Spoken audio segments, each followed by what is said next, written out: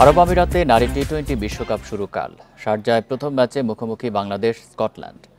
টুর্নামেন্টে উড়ন্ত শুরুর লক্ষ্য টাইগ্রেসদের। অন্যদিকে প্রথমবার বাংলাদেশকে হারাতে চায় স্কটিশরা। ম্যাচ শুরু কাল বাংলাদেশ সময় বিকেল 4টায়। মরুর দেশ সংযুক্ত আরব আমিরাতে বসছে এবারের নারী টি-20 বিশ্বকাপ। উদ্বোধনী ম্যাচে বাংলাদেশ স্কটল্যান্ড লড়াই। এই ম্যাচে স্বাগতিক হয়ে নামার কথা ছিল টাইগ্রেসদের। নারী টি-20 বিশ্ব আসর হওয়ার কথা ছিল বাংলাদেশে। দেশের পরিস্থিতি বিচারে যা সরিয়ে নেওয়া হয়, সে কারণে বাংলাদেশও এখন অতিথি দল।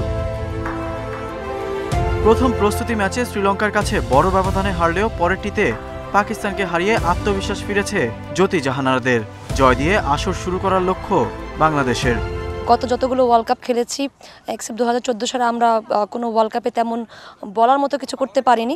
সো আমাদের জন্য এটা অনেক বেশি ইম্পর্টেন্ট এই জন্য যে আমরা চাই যেন এই ওয়ার্ল্ড কাপটা আমাদের জন্য কাউন্টেবল হয় এবং মেমোরেবল হয়।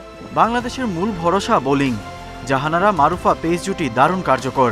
নাহিদা রাবেয়া ফাহিমা স্বর্ণাদের ঘূর্ণি বল প্রতিপক্ষকে ঘায়েলে যথেষ্ট। সেই তুলনায় পিছিয়ে ব্যাটিং। অধিনায়ক নিগার সুলতানা ছাড়া অন্য কেউ ধারাবাহিক নন।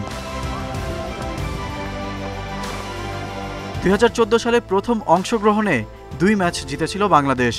এরপর টি-20 বিশ্বকাপে আর কোনো জয় নেই বাংলার মেয়েদের। স্কটল্যান্ডের বিপক্ষে একচেটিয়া আধিপত্য টাইগ্রেসদের। স্কটিশরা আছে প্রথম জয়ের খোঁজে। টি-20তে 4 বারের দেখায় প্রতিটিতেই জয়োল্লাস করেছে বাংলাদেশ। সবার সঙ্গে কথা বলেছি, মিটিং করেছি। আমরা জয়ের ব্যাপারে আশাবাদী। শুরু থেকেই ভালো করাটা খুব গুরুত্বপূর্ণ। প্রথম ম্যাচে জিততে পারলে মেয়েদের আত্মবিশ্বাস আরও বাড়বে। 2 গ্রুপে 10 দলের লড়াই। গ্রুপ বিতে স্কটল্যান্ড ছাড়াও বাংলাদেশের প্রতিপক্ষ ইংল্যান্ড, সাউথ আফ্রিকা ও উইন্ডিজ। আরেক গ্রুপে অস্ট্রেলিয়া, ভারত, নিউজিল্যান্ড, পাকিস্তান ও শ্রীলঙ্কা। দুবাইয়ে final 20 October. Ghalib Hasan, Independent news.